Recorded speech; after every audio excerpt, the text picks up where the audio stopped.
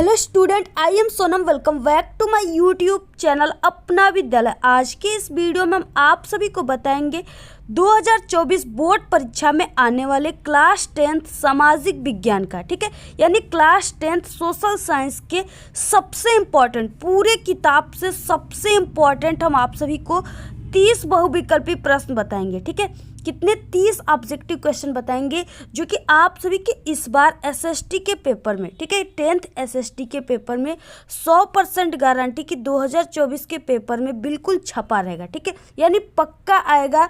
आप लोग इस वीडियो को बिना स्किप के पूरा लास्ट तक देखिएगा, तभी आप सभी को सभी ऑब्जेक्टिव क्वेश्चन समझ में आएंगे, क्योंकि यहाँ पे हम आपको बहुत ही अच्छे तरीके से एक एक चीज़ों को समझाएंगे। ठीक है, रटी रटाई कोई भी यहाँ पे चीज़ें हम आपको नहीं बताएंगे, इसलिए अगर आप लोग स्किप करोगे तो वीडियो आपको समझ में नहीं आएंगी। और ये जितने भी क्वेश्चन हैं हम आप सभी को बता दें कि ये पूरे वायरल क्वेश्चन है। ठीक है, बिल्कुल वायरल, वेरी वेरी इंपॉर्टेंट है। ये जो हम आप सभी को क्लास 10 सोशल साइंस का 30 इंपॉर्टेंट ऑब्जेक्टिव क्वेश्चन बता रहे हैं वो बिल्कुल वायरल क्वेश्चन है। इससे बाहर आप सभी के पेपर में, ठीक है, जो 20 ऑब्जेक्टिव क्वेश्चन आता है, यानी अगर आप लोग इस 30 क्वेश्चन को मात्र तैयार कर लेते हो तो इसमें से 20 क्वेश्चन आएंगे और आपका 20 नंबर बिल्कुल पक्का है। ठीक है, सोशल साइंस के पेपर में ऑब्जेक्टिव क्वेश्चन में। तो देखिए, सबसे पहला क्वेश्चन क्या है, बहुत ही ये वायरल क्वेश्चन है। ठीक है, सबसे पहला क्वेश्चन यहाँ पे दिया हुआ है, पहला कि फ्रांस की क्रांति कब हुई थी। जो फ्रांस की क्रांति है वो कब हुई थी। ठीक है, तो ऑप्शन 4 रहेंगे 1788 ईस्वी में, और यहाँ पे 1790 ईस्वी में, और इसके बाद यहाँ पे है 1787 ईस्वी में, 1789 ईस्वी में। ठीक है, तो जो फ्रांस की क्रांति हुई थी वो लुई 16वां जो है, ठीक है, ये लुई 16वां क्या था, राजा था, तो लुई 16वें के शासन काल में हुआ था और ये 1789 ईस्वी को हुआ था। ठीक है, यानी यहाँ पे ऑप्शन डी राइट है। इस तरीके से आप लोग इसको तैयार कर लीजिए, बहुत ही वायरल क्वेश्चन है। इसके बाद नेक्स्ट क्वेश्चन है दूसरा, ये भी काफ़ी इम्पॉर्टेंट है। यहाँ पे कि राष्ट्रवाद का प्रारंभ किस देश में हुआ। ठीक है, तो देखिए, सबसे पहले राष्ट्रवाद का प्रारंभ कहाँ पे हुआ था। ऑप्शन क्या क्या है, पहले फ्रांस है, दूसरा है भारत, तीसरा है जर्मनी, ठीक है, और डी ऑप्शन है इटली। तो सबसे पहले जो राष्ट्रवाद का प्रारंभ हुआ था वो फ्रांस देश से हुआ था। ठीक है, ऑप्शन यहाँ पे ए राइट है। नेक्स्ट क्वेश्चन क्या है, नेक्स्ट क्वेश्चन क्या है कि तीसरा है, प्रथम विश्व युद्ध प्रारंभ हुआ था। ठीक है, प्रथम विश्व युद्ध कब प्रारंभ हुआ था। ऑप्शन है यहाँ पे 1900, ठीक है, 10 ईस्वी में, 1941, 1914 और 1913। तो जो प्रथम विश्व युद्ध प्रारंभ हुआ था वो 1914 ईस्वी में प्रारंभ हुआ था। ठीक है, तैयार कर लीजिए आप लोग। नेक्स्ट क्वेश्चन है चौथा। चौथे क्वेश्चन में क्या है कि करो या मरो का नारा किसने दिया। ठीक है, तो करो और मरो जो है इसका नारा किसने दिया था। ऑप्शन 4 है सुभाष चंद्र बोस हैं, ठीक है, महात्मा गांधी है, भगत सिंह है और चंद्रशेखर आज़ाद है। तो जो करो और मरो का नारा जो दिए थे, ठीक है, देश आज़ाद होते समय, तो वो महात्मा गांधी ने दिया था। ऑप्शन यहाँ पे बी राइट है। नेक्स्ट क्वेश्चन क्या है, अब देखिए नेक्स्ट क्वेश्चन जो है वो 5वां, सविनय अवज्ञा आंदोलन कब चलाया गया। ठीक है, कब चलाया गया था, 4 ऑप्शन है, 1920, 1930, 1922, ठीक है, और 1929 ईस्वी को। तो देखिए, जो सविनय अवज्ञा आंदोलन चलाया गया था वो 1900 यानी कि यहाँ पे 30 ईस्वी को चलाया गया था। ठीक है, और ये महात्मा गांधी ने चलाया था। महात्मा गांधी ने 3 आंदोलन चलाए थे। ठीक है, पहला था असहयोग आंदोलन, दूसरा सविनय अवज्ञा आंदोलन, और तीसरा जो आंदोलन था वो भारत छोड़ो आंदोलन था। ठीक है, तो उसी में से यानी दूसरा आंदोलन था सविनय अवज्ञा आंदोलन, जो कि 1930 ईस्वी में चलाया गया था। इसके बाद देखिए नेक्स्ट क्वेश्चन क्या है, नेक्स्ट क्वेश्चन है यहाँ पे भारतीय राष्ट्रीय कांग्रेस की स्थापना हुई। ठीक है, यानी भारतीय राष्ट्रीय कांग्रेस की स्थापना कब हुई थी। तो देखिए, ऑप्शन यहाँ पे कई दिया है, जिसमें से ऑप्शन नंबर यानी कि 1884 ईस्वी में भारतीय राष्ट्रीय कांग्रेस की स्थापना हुई थी। ठीक है, ऑप्शन यहाँ पे कौन सा राइट है, ऑप्शन यहाँ पे दूसरा राइट है, यानी ऑप्शन बी राइट है। नेक्स्ट क्वेश्चन क्या है, नेक्स्ट है यहाँ पे वंदे मातरम गीत का लेखक कौन था। तो देखिए, यहाँ पे पूछ रखा है वंदे मातरम जो गीत था उसके लेखक कौन थे। ठीक है, यहाँ पे लेखक पूछ रखा है कि वंदे मातरम जो गीत था उसको किसने लिखा था। ठीक है। ये नहीं यहाँ पे पूछा है कि वंदे मातरम किसने गाया था, तो यहाँ पे आपको ये ध्यान में रखना है और ये काफ़ी वायरल क्वेश्चन। तो यहाँ पे देखिए इसी तरह से क्वेश्चन आपके पेपर में आते हैं, ठीक है। तो यहाँ पे देखिए क्या है ऑप्शन, पहले बंकिम चंद्र चटर्जी, इसके बाद रविंद्रनाथ टैगोर, ठीक है, शरत चंद्र चटर्जी और यहाँ पे अवनींद्र नाथ टैगोर। अब देखिए यहाँ पे जो वंदे मातरम गीत के लेखक थे, यानी जो इसको लिखा था, वो बंकिम चंद्र चटर्जी थे, ठीक है। ऑप्शन यहाँ पे ए राइट है। और यहाँ पे अगर ये बोला रहता कि वंदे मातरम गीत किसने सबसे पहले गाया था, तो वो रविन्द्रनाथ टैगोर गाए थे, ठीक है। लेकिन यहाँ पे लेखक पूछा है, तो यहाँ पे बंकिम चंद्र चटर्जी हैं। नेक्स्ट क्वेश्चन क्या है, नेक्स्ट है यहाँ पे बहुत ही वायरल क्वेश्चन है ये, आर्थिक महामंदी हुआ था, ठीक है, यानी आर्थिक महामंदी का प्रारंभ किस वर्ष हुआ था। तो 1919, 1934, 1929, ठीक है, 1928। तो देखिए जो आर्थिक महामंदी का प्रारंभ हुआ था वो 1929 ईस्वी को प्रारंभ हुआ था, ठीक है। ये आर्थिक महामंदी था, जब आया था तो देश में काफ़ी गरीबी हो गया था, क्योंकि जो किसान, और ये सबसे ज़्यादा इसका प्रभाव सबसे ज़्यादा किसको इसमें घाटा की सामना करना पड़ा, ठीक है, गिरावटों की सामना करना पड़ा, तो वो किसानों को, ठीक है। कृषि में सबसे ज़्यादा, कृषि जो थे जितने भी फसल थे उसके दामों को गिरा दिया गया था, यानी उसकी जो मूल्य थी उसमें गिरावट आ गई थी। तो इससे कृषि जो है, कृषि क्षेत्र वाले लोग, उनको काफ़ी ज़्यादा घाटा हुआ था आर्थिक महामंदी में। इसका लॉन्ग क्वेश्चन भी आता है, आप लोग उसको भी तैयार कर लीजिएगा। नेक्स्ट क्वेश्चन क्या है, नेक्स्ट है 9वां क्वेश्चन, औद्योगिक क्रांति किस देश में प्रारंभ हुई थी। सबसे पहले जो औद्योगिक क्रांति है वो कहाँ पे प्रारंभ हुआ था, तो वो इंग्लैंड में प्रारंभ हुआ था। ऑप्शन यहाँ पे देखिए बी है, ठीक है, ऑप्शन यहाँ पे बी राइट है और ये ए है। तो इस तरीके से आप सभी को यहाँ पे लिख देना है। इसके बाद नेक्स्ट क्वेश्चन है यहाँ पे, नेक्स्ट क्वेश्चन क्या है, असहयोग आंदोलन, ठीक है। जो 10वां क्वेश्चन क्या है, असहयोग आंदोलन का मुख्य कारण क्या था, यानी असहयोग आंदोलन क्यों चलाया गया था, किस कारण से चलाया गया था। तो देखिए चौरी चौरा घटना के कारण, या प्रथम विश्व युद्ध के कारण, ठीक है, या रॉलेट एक्ट के कारण, या द्वितीय विश्व युद्ध के कारण। तो जो असहयोग आंदोलन गांधी जी ने चलाया था वो रॉलेट एक्ट के कारण चला था, ठीक है। ऑप्शन यहाँ पे सी वाला। 11 क्वेश्चन, निम्न में से कौन जैविक संसाधन नहीं है। यहाँ पे ये पूछा है कि नहीं है, आपको ये क्वेश्चन जो है ध्यान से पढ़ना है, ठीक है। तो चट्टाने या पशु, पौधे या मछलियाँ, ठीक है। तो यहाँ पे जैविक संसाधन नहीं है, इसका मतलब अजैविक संसाधन क्या है, ठीक है। तो देखिए पशु जो है ये वो जैविक संसाधन है, पौधे भी जैविक संसाधन है, इसमें जीव पाए जाते हैं, मछलियाँ भी। लेकिन ये जो चट्टाने हैं ये क्या है, बिल्कुल अजैविक संसाधन है, ठीक है, जैविक संसाधन नहीं है। तो ऑप्शन यहाँ पे कौन सा राइट हो जाएगा, ऑप्शन यहाँ पे ए राइट हो जाएगा। ऑप्शन यहाँ पे कौन सा राइट होगा, ऑप्शन ए, ठीक है, चट्टाने। नेक्स्ट क्वेश्चन क्या है, नेक्स्ट है 12 क्वेश्चन। इसमें क्या है कि निम्नलिखित में से कौन सा परंपरागत संसाधन है। पवन ऊर्जा है, सौर ऊर्जा है, ज्वारी ऊर्जा है, या प्राकृतिक गैस है, ठीक है। तो यहाँ पे परंपरागत पूछ रखा है, इसका मतलब यहाँ पे परंपरागत जो ऊर्जा का संसाधन है वो प्राकृतिक गैस है। क्या है, प्राकृतिक गैस। ऑप्शन यहाँ पे डी राइट है। नेक्स्ट 13 क्वेश्चन है। 13 क्वेश्चन में क्या है, किस राज्य में काली मिट्टी पाई जाती है। झारखंड में, गुजरात में, राजस्थान में, बिहार में, ठीक है। कहाँ पे जो काली मिट्टी होती है वो पाई जाती है। तो देखिए काली मिट्टी जो है वो गुजरात में पाई जाती है, क्योंकि काली मिट्टी जो है इसमें कपास की खेती काफ़ी अच्छे तरीके से होती है, जो कि गुजरात में काफ़ी ज़्यादा कपास की खेती होती है। इसलिए आप लोग जानते होंगे कि जो गुजरात है वहाँ पे वस्त्र का निर्माण काफ़ी ज़्यादा होता है। नेक्स्ट क्वेश्चन क्या है, नेक्स्ट है यहाँ पे 14 क्वेश्चन। 14 क्वेश्चन में क्या दिया है, काफ़ी वायरल क्वेश्चन है ये। जितने भी क्वेश्चन बता रहे हैं सभी इंपॉर्टेंट क्वेश्चन है, ठीक है। और जो आप सभी के पूरा, यानी जितना भी सोशल साइंस में पार्ट हैं, जो भी है हिस्ट्री, ठीक है, और वो जियोग्राफी है, नागरिक शास्त्र है, ठीक है, सिविक्स वगैरह, ये सब जितने भी पार्ट हैं सभी के वायरल क्वेश्चन हम बता चुके। अगर आप लोग नहीं देखे हो तो एसएसटी का प्लेलिस्ट हमारे चैनल पे बना है, आप लोग वहाँ पे विजिट करके ज़रूर उस प्लेलिस्ट में देखिए और तैयार कीजिए। अगर आप लोग इतना तैयार कर लेते हो तो आपका 70 नंबर बिल्कुल इस बार, यानी 70 में 70 पूर्णांक में 70 नंबर आपका बिल्कुल पक्का है, ठीक है।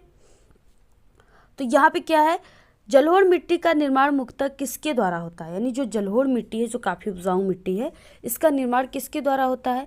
ज्वालामुखी के द्वारा, ठीक है, या हिमानी के द्वारा, नदियों के द्वारा, या पवन के देखिए, जो जलोढ़ मिट्टी का निर्माण होता है वो नदियों के द्वारा होता है, ठीक है।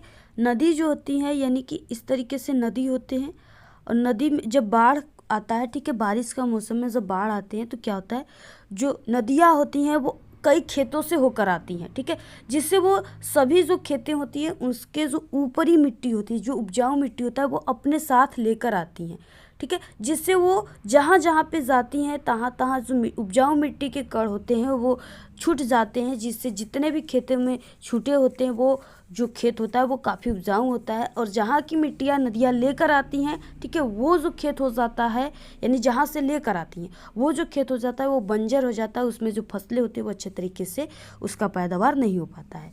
तो यहाँ पे जलोढ़ मिट्टी का निर्माण किसके द्वारा होता है? नदियों के द्वारा। ऑप्शन यहाँ पे सी राइट है। नेक्स्ट क्वेश्चन क्या है? नेक्स्ट है 15, वनों के ह्रास समस्या उत्पन्न के कारण कौन सी होती है, यानी जो वनों का ह्रास हो रहा है, वनों का सबसे ज़्यादा कटाई हो रहा है, वन जो है पेड़ पौधे यानी समाप्त हो रहे हैं, उसका क्या कारण है मुख्य रूप से, ठीक है। तो मृदा अपरदन है, यानी जो मिट्टियों का क्षरण है, या वर्षा की कमी है, ये भी है, ठीक है। वर्षा की कमी के कारण भी जो पेड़ पौधे हैं वो सूख जा रहे हैं, जिससे उनकी वृद्धि नहीं हो पा रही है, मर जा रहे हैं। और मृदा अपरदन, ठीक है, यानी मिट्टियों के क्षरण से भी जो पेड़ पौधे उनके जड़ें जो हैं वो टूट जा रहे हैं, जिससे वो सूख जा रहे हैं। और प्रदूषण में वृद्धि, ठीक है, प्रदूषण के कारण भी जो पौधे हैं वो प्रदूषण से क्या हो जा रहे हैं? खराब हो जा रहे हैं। यानी ये इसमें से चारों, ऑप्शन यहाँ पे डी राइट है। नेक्स्ट क्वेश्चन क्या है? नेक्स्ट है सलाल बांध। सलाल बांध किस नदी पर बना है, ठीक है, चिनाब पे, महानदी पे, सतलज पे, या कृष्णा नदी पे, ठीक है।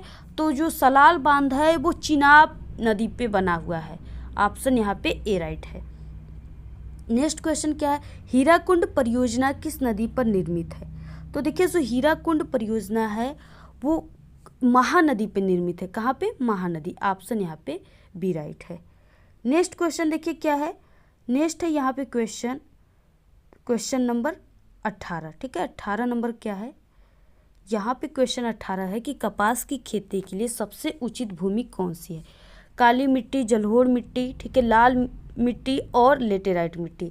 तो सबसे कपास की खेती के लिए हमने आपको बताया जो सबसे अधिक उपयोगी मिट्टी है वो काली मिट्टी है, ठीक है, और गुजरात में पाई जाती है ज़्यादातर मात्रा में। तो ऑप्शन यहाँ पे ए राइट है।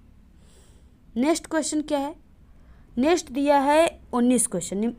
इनमें से कौन सा रबी की फसल है? रबी का मतलब कि गर्मी की फसल कौन सी है, ठीक है, जिससे रबी मतलब सूर्य होता है, तो जिसको सूर्य की ज़्यादा आवश्यकता होती है, यानी धूप की ज़्यादा आवश्यकता होती है। धान होता है, या बाजरा, गेहूं, या मक्का, ठीक है। तो ये सब धान, बाजरा, मक्का ये सब शीत ऋतु में होते हैं। बाकी जो ग्रीष्म ऋतु में होती है, यानी कि रबी की जो फसल है वो गेहूँ है। ऑप्शन सी राइट है। नेक्स्ट क्वेश्चन 20 है, निम्न में से कौन सी एक फलीदार फसल है, ठीक है, दालें हैं, मोटे अनाज है, ज्वार है, या चावल है। तो देखिए, फलीदार का मतलब यानी इस तरह से फली रहेगा और उसमें ऐसे ये क्या होता है, इसमें दाने होते हैं। तो फलीदार में तो दालें आ जाएंगे, ठीक है, जैसे हो गया अरहर का दाल, ठीक है, और मटर का दाल, ये सब जो होते हैं ये फली में होते हैं। तो यहाँ पे दालें, ऑप्शन ए राइट है। नेक्स्ट क्वेश्चन देखिए क्या है? कोरबा प्रसिद्ध है। कोरबा किसके लिए प्रसिद्ध है? क्वेश्चन नंबर 21 दिया है। सौर ऊर्जा के लिए, बॉक्साइट के लिए, प्राकृतिक गैस के लिए, कोयले के लिए। तो कोरबा जो है ये कोयला के लिए प्रसिद्ध है। ऑप्शन यहाँ पे डी राइट है, ठीक है। नेक्स्ट क्वेश्चन क्या है? नेक्स्ट है 22 क्वेश्चन। कौन सा उद्योग कृषि पर आधारित नहीं है? यहाँ पे नहीं है पूछ रखा है, ठीक है। तो देखिए, कौन सी कृषि पर आधारित नहीं है? सूती वस्त्र है, ठीक है, जिस जूट से, कपास से सूती वस्त्र बनता है। चीनी भी है, ये ईख से, गन्ने से बनती है। जूट उद्योग भी है, लेकिन ये जो सीमेंट है ये पेड़ पौधे से नहीं बनते हैं, ठीक है, ये पहाड़ों से बनते हैं। तो ऑप्शन यहाँ पे सी राइट है। नेक्स्ट क्वेश्चन क्या है? Next 23 question. भारत का अधिकांश विदेशी व्यापार होता है किसके माध्यम से होता है, ठीक है, सड़क के मार्ग से, समुद्री मार्ग से, रेल मार्ग से, या वायु मार्ग से। तो देखिए, सबसे ज़्यादा जो होता है वो सड़क के माध्यम से ही होता है। ऑप्शन यहाँ पे ए राइट है। नेक्स्ट क्वेश्चन है, बेल्जियम की सामुदायिक निम्नलिखित में से साझेदारी है सरकार में किसके मध्य सत्ता है? विभिन्न सामाजिक समूहों के मध्य है, ठीक है, या शासन के विभिन्न अंगों के मध्य है, या केंद्र और राज्य सरकार के मध्य है, ठीक है, या राज्य सरकार के मध्य और सामुदायिक सरकार के मध्य है। तो देखिए इसमें से जो ऑप्शन हो जाएगा, ठीक है, वो ऑप्शन नंबर डी राइट है, यानी कि राज्य सरकार के मध्य और सामुदायिक सरकार के मध्य जो है वो बेल्जियम सामुदायिक का साझेदारी होता है, ठीक है। ऑप्शन यहाँ पे डी राइट है। इसके बाद नेक्स्ट क्वेश्चन क्या है, और इसी तरीके से अगर आपको क्लास 10th के किसी भी सब्जेक्ट के ऐसे ही आपको ऑब्जेक्टिव क्वेश्चन की वीडियो चाहिए इस तरह से, ठीक है, तो आप सभी लोग ज़रूर कमेंट करके बताइए, हम आपको तुरंत वीडियो प्रोवाइड करा देंगे। इसके बाद देखिए नेक्स्ट क्वेश्चन है 25 निम्नलिखित में से कौन सा विषय राज्य सूची में नहीं है। तो राज्य सूची में कौन सा विषय नहीं, पुलिस है, मुद्रा है, कृषि है या सिंचाई है। तो देखिए मुद्रा जो है ये सबसे अलग है, यानी ये राज्य सूची में नहीं है। ऑप्शन बी राइट है। इसके बाद देखिए नेक्स्ट क्वेश्चन है 26 निम्नलिखित में से कौन सा संघीय सूची का विषय है, ठीक है, यहाँ पे ये नहीं रहेगा, संघीय सूची का विषय है। रक्षा है, कृषि है, व्यापार है, शिक्षा है, काफ़ी वायरल क्वेश्चन है। तो यहाँ पे शिक्षा जो है वो संघीय सूची का विषय नहीं है। नेक्स्ट क्वेश्चन क्या है, 27 क्वेश्चन में दिया हुआ है कि भारत में कुल कितने संघीय राज्य हैं, ठीक है, कितने हैं, तो वो 28 है। ऑप्शन यहाँ पे सी राइट है। और हाँ, कितने स्टूडेंट्स का इसमें से कितना ऑप्शन, बिल्कुल आप लोग ऑनेस्टी से बताइएगा कि कितना ऑप्शन आप सभी का सही हुआ है, ठीक है, आप लोग कमेंट करके ज़रूर बताइएगा। इसके बाद देखिए नेक्स्ट क्वेश्चन क्या है, नेक्स्ट है भारत में पंचायती राज्य की स्थापना कब हुई थी, ठीक है। तो जो भारत है इसमें जो पंचायती राज्य की स्थापना हुई थी वो 1992 में हुई थी। ऑप्शन यहाँ पे सी राइट है, ठीक है। यहाँ पे ये ए लिखा हुआ है ऑप्शन है और ये बी है, तो यहाँ पे ये बी वाला ऑप्शन राइट है, ठीक है, हमसे मिस्टेक हो गया, यहाँ पे ये बी वाला ऑप्शन राइट है। नेक्स्ट क्वेश्चन है यहाँ पे 29 क्वेश्चन में दिया निम्नलिखित में से कौन सा राजनीतिक दल राष्ट्रीय पार्टी नहीं है। Bharatiya Janata party, Indian national party या बहुजन समाज पार्टी या समाजवादी पार्टी, ठीक है। तो देखिए जो समाजवादी पार्टी है जो कि यूपी में अखिलेश, ठीक है, अखिलेश जी का है ये समाजवादी पार्टी। तो ये जो है जो अखिलेश मुख्यमंत्री जो थे अखिलेश जी, ये जो है प्रधानमंत्री वाले जो चुनाव होता है उसमें ये नहीं चुनाव लड़ सकते हैं, ठीक है, सिर्फ ये मुख्यमंत्री वाले यानी क्षेत्रीय ये हैं, ये राष्ट्रीय नहीं है, ये क्षेत्रीय स्तर के जो हैं ये मुख्यमंत्री बन सकते हैं, ठीक है। तो ऑप्शन यहाँ पे बी राइट है। नेक्स्ट क्वेश्चन है 30, ठीक है, लोक में जो शक्ति का स्रोत है वो क्या होता है, जनता होता है या प्रधानमंत्री, संसद या राष्ट्रपति, ठीक है। तो देखिए जनता होता है, ठीक है, जनता जो चाहेगा वो होगा, यानी ऑप्शन ए राइट है। नेक्स्ट क्वेश्चन है यहाँ पे 31 नंबर का क्वेश्चन, लोकतांत्रिक देशों में कौन सी भी जो भिन्नताएं हैं वो पाई जाती है, सामाजिक भिन्नताएं, आर्थिक भिन्नताएं, ठीक है, सांस्कृतिक भिन्नताएं या उपयुक्त में से सभी। तो ये सभी जो हैं भिन्नताएं लोकतांत्रिक देशों में पाई जाती हैं। ऑप्शन यहाँ पे डी वाला राइट है, ठीक है। तो इस तरीके से ये हो गए, यानी कि टोटल हमने आप सभी को 31 ऑब्जेक्टिव क्वेश्चन बताया जो कि काफ़ी वायरल क्वेश्चन है। आप लोग, ठीक है, इसको जल्दी से तैयार कर लीजिए, इससे बाहर एक भी क्वेश्चन नहीं आएंगे। और साथ ही हम आप सभी को बता दें कि हमारे चैनल पे 2024 बोर्ड के वायरल पेपर क्लास 10th के सभी सब्जेक्ट के, ठीक है, वीडियो आ चुकी है। तो आप लोग प्लेलिस्ट में देख लीजिएगा। अगर आप लोग किसी भी सब्जेक्ट में कमज़ोर हो, ठीक है, जैसे मैथ हो गया, इंग्लिश हो गया, और आप लोग की तैयारी भी नहीं हो पाई है और आप लोग एग्ज़ाम में उस सब्जेक्ट में पास होना चाहते हो, अच्छे नंबर लाना चाहते हो, तो हमारे इसी जो वीडियो ये चल रही इसी के लास्ट में आपको प्लेलिस्ट दिखेंगे 4, ठीक है, जिसमें हम इंग्लिश में पास होने की ट्रिक, मैथ में पास होने की ट्रिक की वीडियो लगाए हुए, वहाँ से आप लोग क्लिक करके देख लीजिएगा। 100% गारंटी आप लोग अच्छे नंबर से पास हो जाओगे। और आपके पास समय कम है, आप लोग हमारे चैनल पे डेली क्लास 10th के पूरे सब्जेक्ट की तैयारी कराई जा रही है। आप लोग चैनल को सब्सक्राइब कीजिए और डेली आप लोग वीडियो को ज़रूर देखिए, ठीक है। और इस वीडियो को आप लोग अपने सभी दोस्तों में व्हाट्सएप ग्रुप पे, टेलीग्राम ग्रुप पे ज़रूर शेयर कीजिए। तो आज के इस वीडियो में सिर्फ इतना ही। आपको ये वीडियो कैसा लगा? अगर वीडियो पसंद आए तो एक बड़ा सा लाइक कर दे, चैनल पे नए तो सब्सक्राइब करके बेल आइकन को जरूर प्रेस कर दे। Thanks, all the very best, bye bye.